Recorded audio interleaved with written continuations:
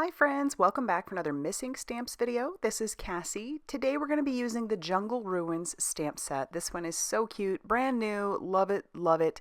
We're also going to be pairing that up with the Tiki Squares stencil. I want to make a sort of subdued background, and so let's jump into it. I've got a piece of watercolor cardstock that I've cut down to 4 1/4 by 5 1/2 inches. I'm going to put this into my MISTI and grab that biggest stamp in there. Sometimes those big stamps can be a little bit intimidating, and so I just want to show you how you can make a background with it without having to color the whole thing. Although that's an option as well. So my cardstock is watercolor, as I said, and I'm stamping that image down with some VersaFine Clair Nocturne ink, which is waterproof. So if I did want to watercolor this, I could easily do that and not be concerned about those ink lines smearing or anything like that. So I'm stamping this a couple times because that watercolor paper is a little bit textured. And I like that. I think that works pretty well. So just going to make sure that I have that one area nice and stamped, and we're all good to go. So now I'm going to stamp out the image. My main image I want to use is that a darling little orangutan, and I'm inking him up again with that VersaFine Clair Nocturne ink onto some watercolor cardstock because we are going to watercolor. Before we get into that, let's do our background. Like I said, I sort of want to subdue this a little bit. So I've got some old paper distress spray stain, and that'll just put down just a base color of like a very, very light green. And I love the spray stains because they kind of give these little like flecks. And so it I don't know, it just gives a little bit extra texture. I'm going to tack this down to my Tonic platform and then use those strong magnets to hold down our Tiki Squares stencil. And then I'll bring in some Shabby Shutters Distress ink along with a blender brush, and I'm going to blend that all over that background. So by adding your stencils to your backgrounds, that kind of, I don't know, just adds to it. It subdues it a little bit more. If I wanted to subdue it even more, I would have stamped this with, instead of a black ink, I could have stamped it with say like a brown ink or maybe even a gray ink. That might have been nice, but I like this. I'm happy with it. If you want to take it a step further, you could watercolor on top of that, just certain areas, but I like where we are so far. So now we're going to move on to coloring our orangutan. I have my Daniel Smith watercolors out and a water brush. This is just a Ranger water brush, and that's just easiest because that's what I grabbed. I had it right there. And when you're working with watercolor, at least for me, I find that it does take me a little bit longer than using Copics, because Copics obviously are dry very quickly, and so you can move along pretty quickly. But with watercolor, it does take me a little bit longer. I always start with a wash of color that you just build up in layers. That's how watercolor works best. And so I'm putting down my first wash of color all over where I think I want that orange. And then I'm going to build up. I'm going to build up by using that same color that I'm using and just adding some shadowing and shading where I think it would look good. But we're going to do his tummy first and the rest of him just with a very, very like tan, like light brown tan color. Just putting down that wash of color. And you know, you could stop here. It works. It looks pretty good, and you could just move on with the rest of your card making. But I like to step it up a notch and add the shadowing and shading where I think it looks good.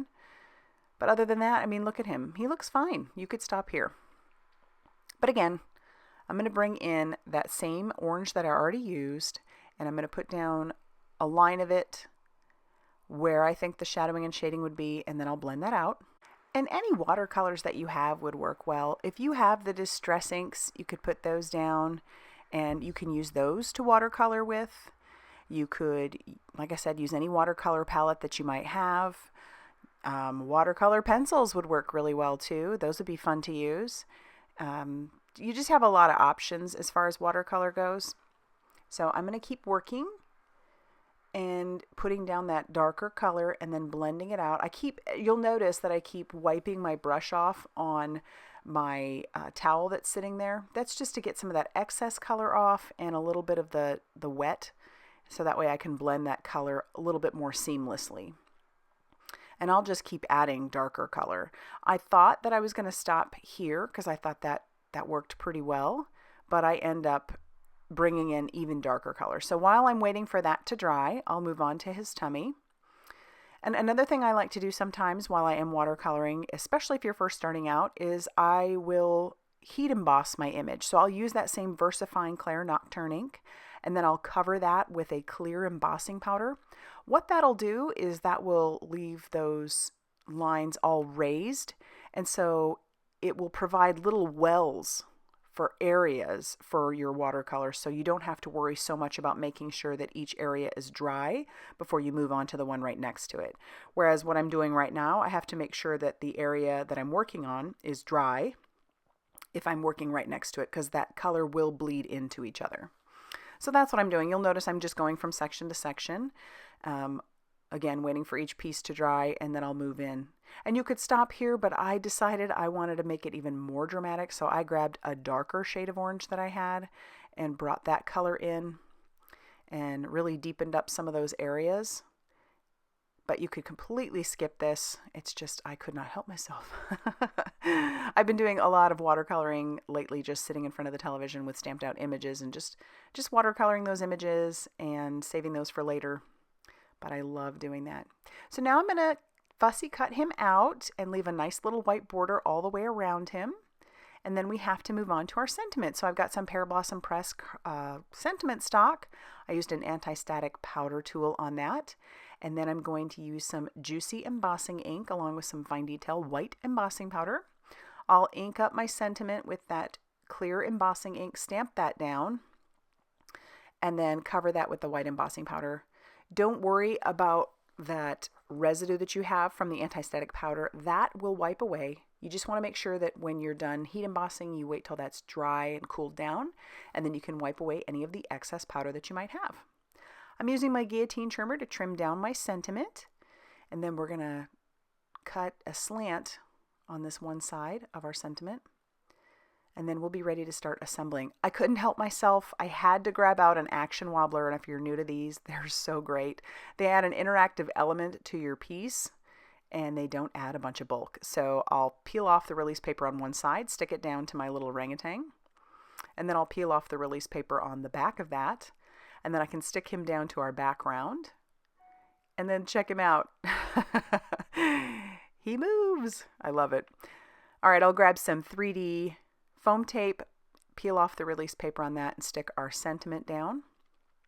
And then I have to get a base ready, so I've pulled in some Tonic KRAFT cardstock. This is like 100-pound cardstock, so it's a little bit heavier weight. Cut down to 5.5 inches by 8.5 inches and scored at 4.25, so it will be a top folding A2 size card. And then I'm going to ink up another stamp from our Jungle Ruins so that I can stamp this on the inside. And I use some Hot Cocoa Memento ink.